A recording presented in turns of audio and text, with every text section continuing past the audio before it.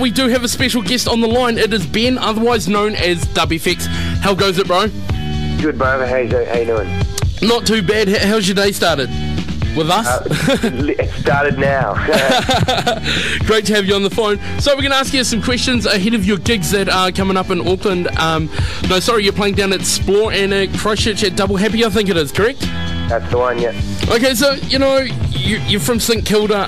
How does a boy from St Kilda become this absolute monster international street performer / amazing dude? I guess my idea of what I am has come from just a sequence of events that started. I don't know. I have no idea. I mean, to be honest, I don't really think I'm a big monster dude. You know what I mean? I'm just a street performer, and yeah, I'm just doing my thing. And how long have you been doing your thing for? I've been singing for 10-12 years now, but doing what I do for 4 years or so, with a loop station. And you mentioned you'd been singing for 10 years. I believe you had a band a little bit before you went a little bit on the solo side of things, a rock band of some sorts? Yeah, I was in a metal band for 7 years, and we were doing all sorts of different stuff there. We were doing reggae and dub as well, but mixed with dub, a bit like Incubus-y kind of stuff, back in the day. And I was also in jazz bands and hip-hop bands, and I was in a few different bands back in the day, actually, yeah. Yeah, sweet, that's wicked. And what was behind the decision to actually go out by yourself, pick yourself up a bit of a Roland loop and effects pedal fusion board and just go nuts? I was sort of a bit fed up with kind of just trying to make it, you know what I mean? I'd been in so many bands and we're just doing our best to try and make it, and it was it had been 7 or 8 years of different things and projects, and I just wanted to go travelling. I was sick of it. I just wanted to go travelling and just see the world, really. And as I did that, I thought, I'll just go busking along the way, and I never really planned anything of it, you know what I mean? It was just more, I just wanted a means to make some money while I was sort of travelling, and just to keep it afloat. And for some reason, as soon as I started doing that, literally the first day I went busking, I started getting a better response from that than I ever had from any band I've been in. So I sort of kept at it, and it just sort of grew and grew without. It was just one of them things as well. When you're in the street every day and you're doing it, and nowadays the technology, YouTube and mobile phones and things all just adds together and sort of spews itself out. You know what I mean?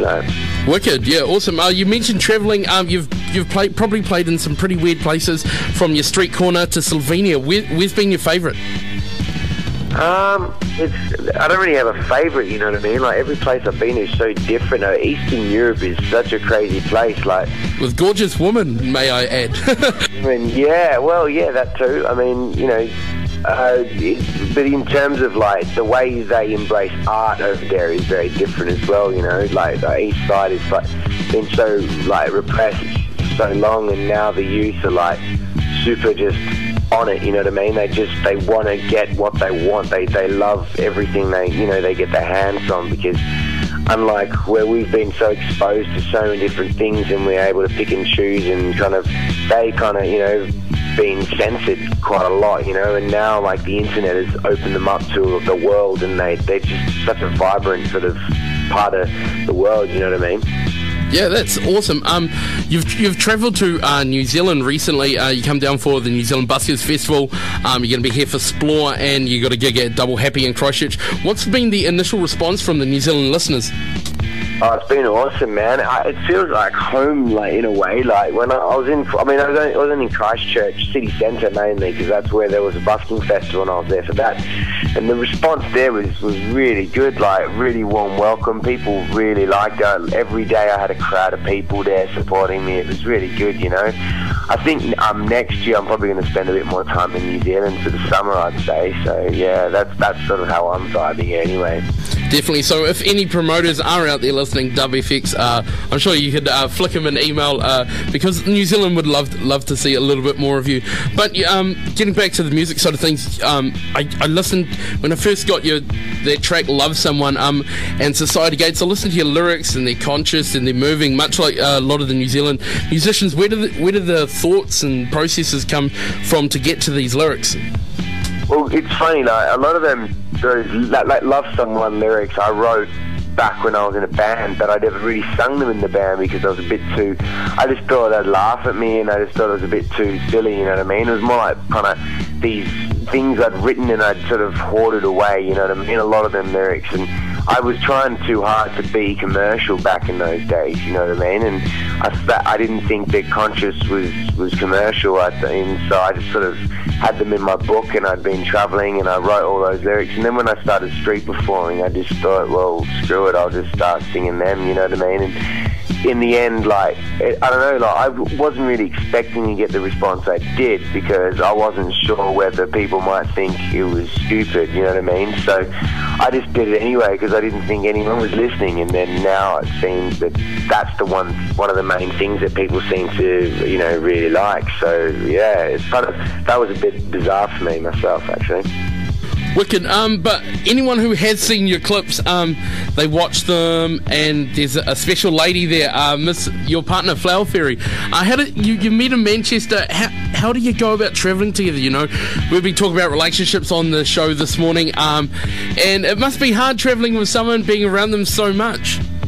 Yeah, well, we spend every minute of every day together, and we've been doing that for about 3 years now, nearly. Not quite 3, maybe two and a bit or something like that. You know, we met in Manchester, and I at that point was living in a flat with her sister. That's how we sort of met.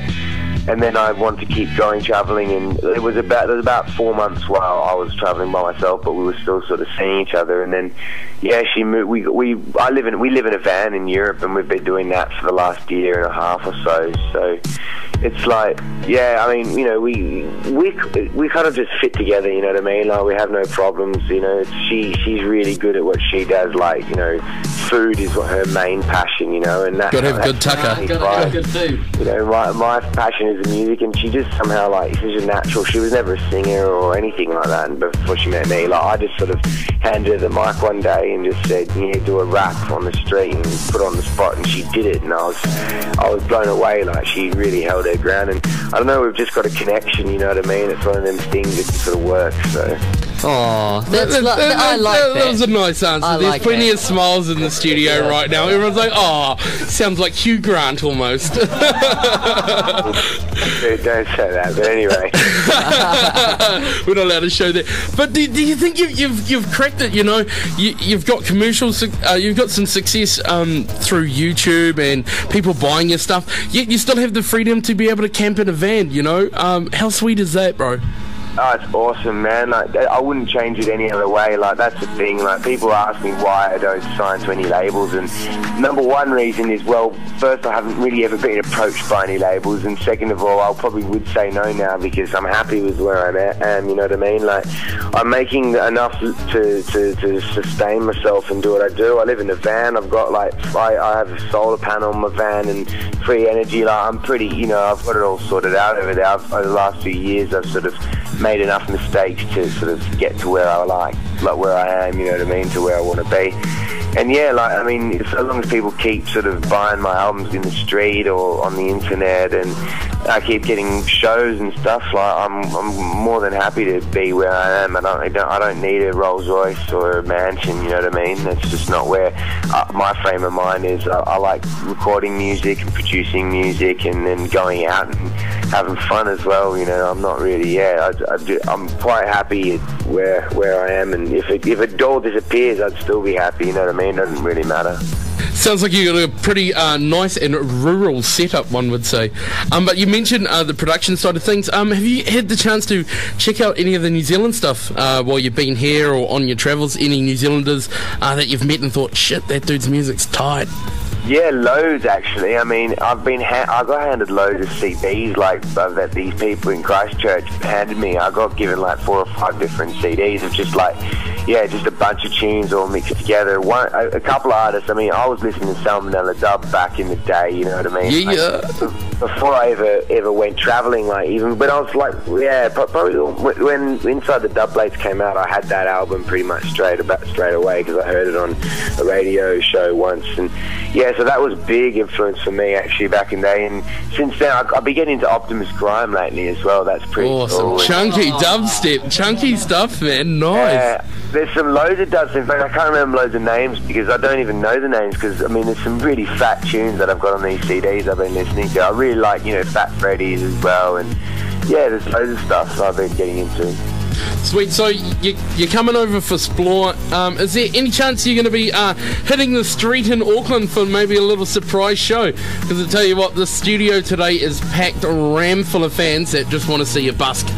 Really? Oh, mate, I would love to, but I don't think we've got time because we fly into Christchurch and then we do our show, and then we fly. Then from there we go back to, I think we're doing the Friday night there, and then on the Saturday morning we're flying straight to Auckland to then go straight to the festival to play that night. And I don't think, yeah, I would love to do that. I want to do some busking there, but yeah, maybe we'll come back again this summer before I head off to Europe again. So.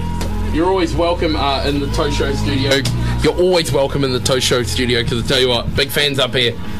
Ah, cheers, dude. Well, there you go. We'll have to sort something out then. Yeah, definitely. So, for the people who are going to Splore, there's quite a few people in the studio today who are off to Splore. What can they expect from your set, man? Some madness? Who are from my Splore set, you mean? But what? Yeah, from your set at Splore.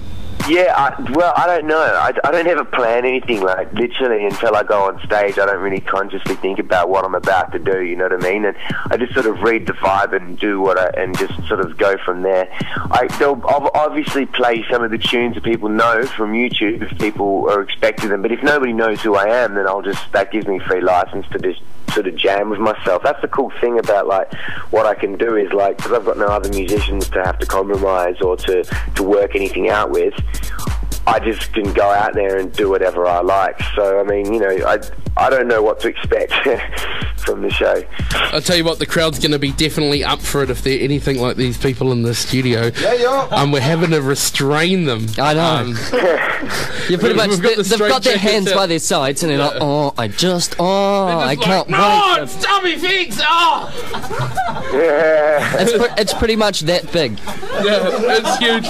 But bro, we'll let you get off, let you catch up with some sleep, maybe have a beer for the breakfast. Thank you very much, bro. I'm not a drinker, but yeah, I'll get myself some eggs and toast and a coffee. Good as gold, mate. Peace out, bro. Take care, mate. Cheers, guys. Thank you. I'll see you at Splore. Bye. See ya. Peace.